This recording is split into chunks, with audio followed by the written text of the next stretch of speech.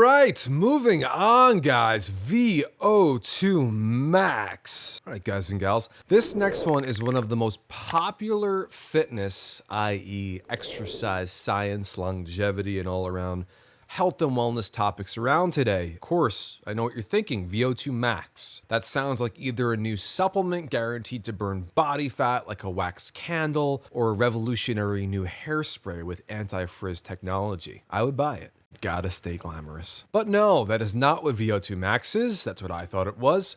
But it is a tremendous predictor of life expectancy and overall health. It should be whetting your curiosity whistle. I did it again, but that time on purpose. GD curiosity whistle. So yes, friends, we're going to get into the caffeinated watt right away. What is VO2 Max? Well, VO2 Max, also called maximum oxygen consumption, is actually a measure of how much oxygen one can consume during intense exercise. And as we said earlier, it's a key indicator of a number of things, including cardiovascular fitness, aerobic endurance, and overall health. So let's make it simple. I'm a simple guy. It's basically how quickly you can take oxygen from the air and into your lungs, and how quickly your body can use it for all of your metabolic processes, which can range from daily tasks to intense exercise. So VO2 max is a rate of how much oxygen you can consume in a minute. Specifically, it's measured in milliliters per kilogram per minute. Kilograms. I'm not familiar with those here in the good old US of A. Now, VO2 Max, while it's trendy right now, and that's kind of new, you may be hearing about it more lately, it is actually not new at all. I mean, if we go back to the 1920s, the brief history behind this is there was a guy, A.V. Hill, and he, along with other scientists, determined there was a limited amount of oxygen the body could uptake and consume. Basically, he held experiments where he would have runners. He was a runner. The runners would progressively increase pace and then measure their oxygen consumption. It was later confirmed that of course, there was a ceiling, and at a point, your body could no longer consume more oxygen in any given period of time. Now, oxygen is a form of energy,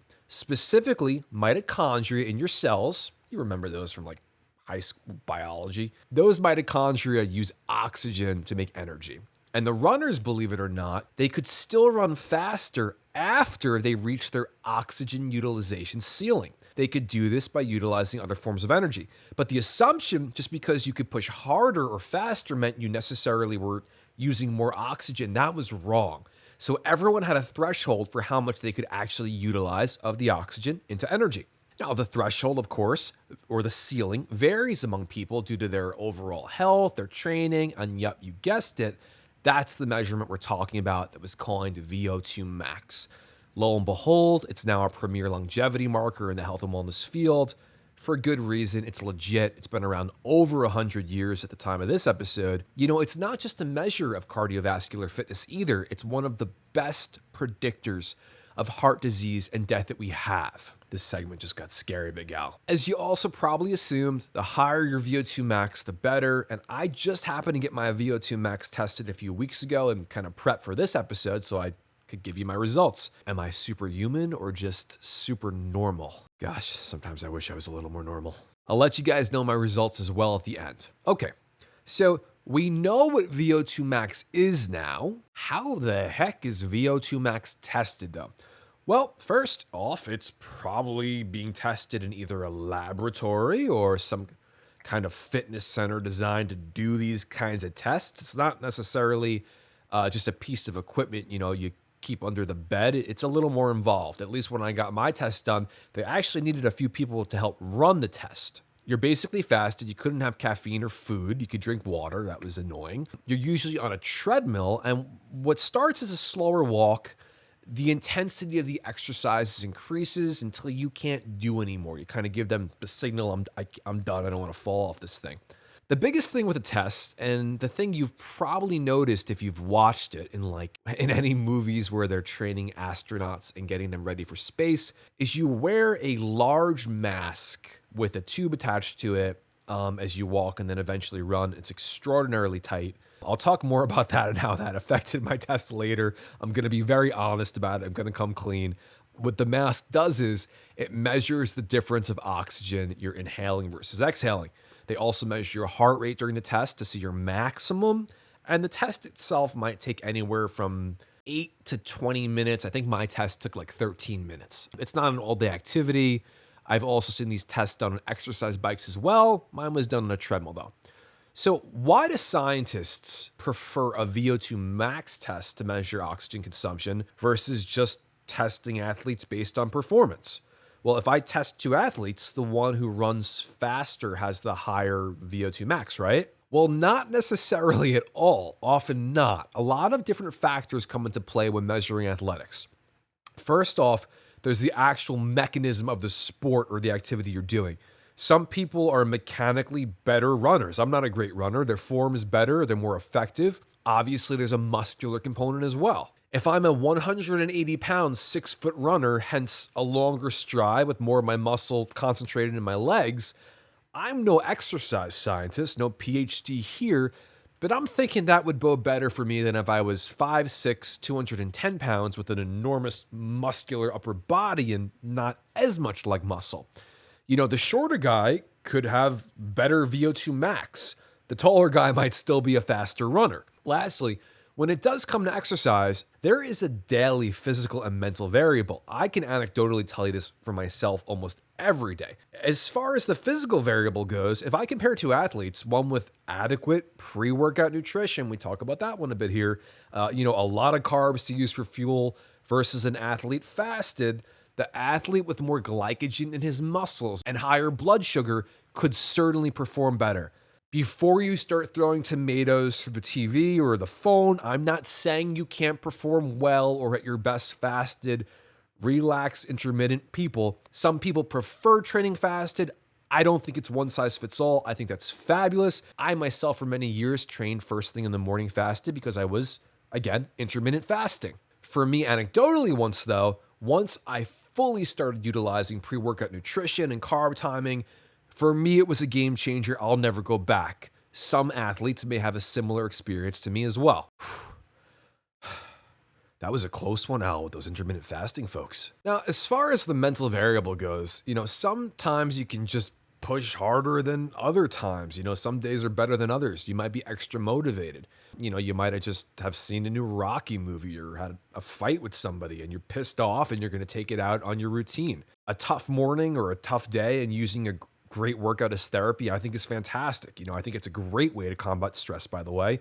There's a lot worse ways to combat stress, like in the bottom of a bottle, if you know what I mean. And another reason, and this isn't so much of a scientific reason as much as a common sense one, maybe one guy got better sleep than another one last night, and now they're racing against each other. And, how you're feeling on any given day can totally influence how hard you can push on any given day. Some days I have great workouts, some days I'm like, I showed up. That's the truth. I wish I could say I perform tremendously every single day. I absolutely don't.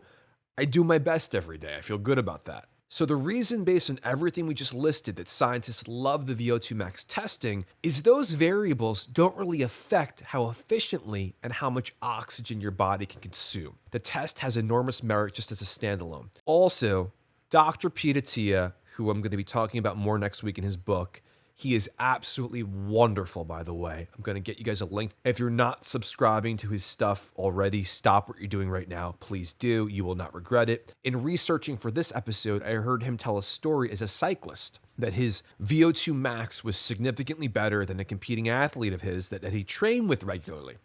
And even though his VO2 max was superior, he could still never beat the other guy in a bike race.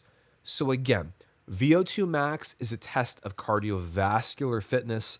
It can be a test of longevity and a great predictor of bad things happening or not, but it's not a test of athletic ability necessarily. So why do we want to improve our VO2 max? Well, kind of like what I was just alluding to, it's a strong predictor of heart disease and premature death and some not other good stuff. The question really becomes, how much can we improve our life expectancy and, more importantly, our quality of life with the VO2 max? Well, this is kind of crazy.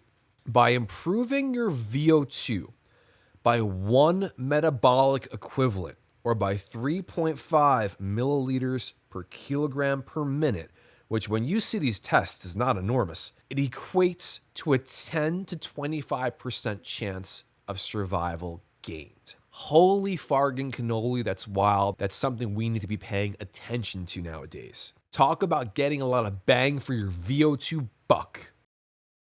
So of course, we would like to live longer, healthier, and vicariously happier lives. It's kind of where health span comes into play. Can we improve our VO2 max, or is this just kind of something we're genetically stuck with? Well, as you may have guessed, we can absolutely improve our VO2 max. We know that. They don't even know the extent of how much they can improve it just yet, because most of these studies are shorter studies. Again, these aren't lifetime studies. I mean, these are weeks generally, not months and years.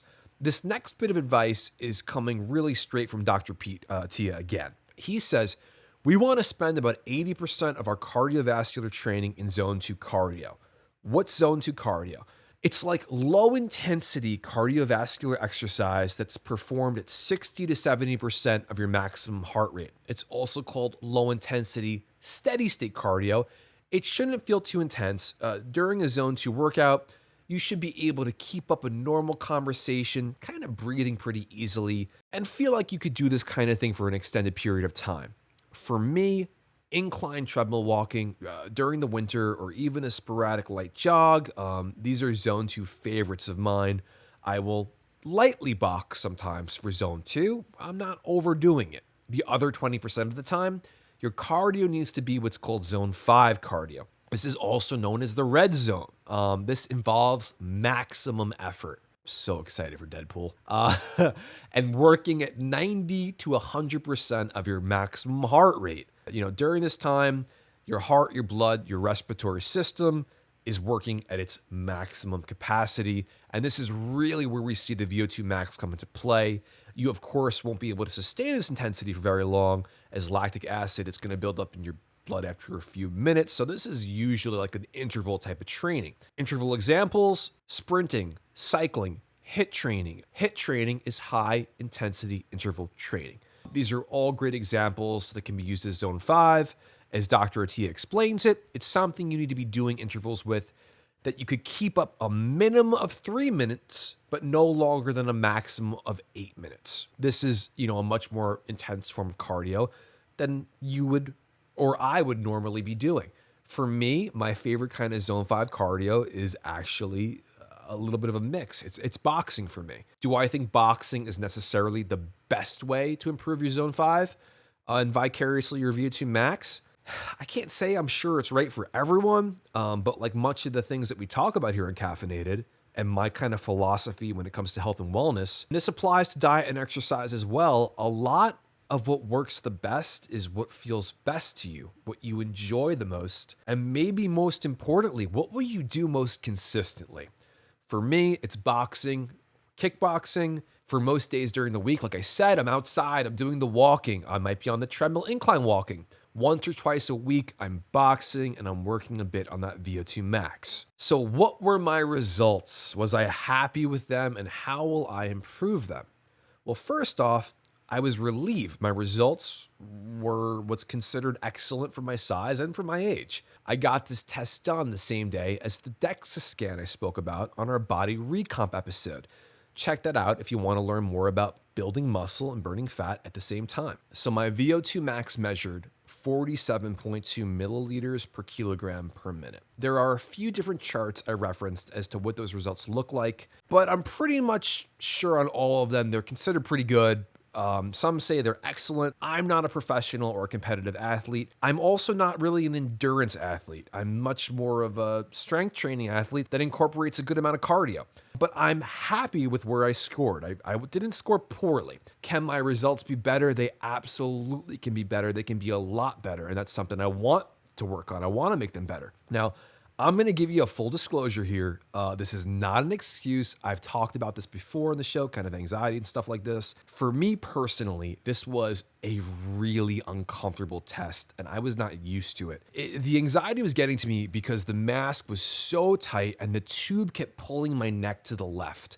The faster I ran, the more tugging I felt, like being tugged off the treadmill. This was a difficult way to run. The gentleman conducting the test kind of said to me, even before I suggested that how I was feeling, that I could have pushed a bit harder towards the end. He could tell I was uncomfortable. He felt if I came back and did it again, I would score into the 50s. I totally admit it, and I did feel that. I could have done more. I think if I came back the next day, the next time I get my VO2 max tested, and I definitely will, I'll know what to expect.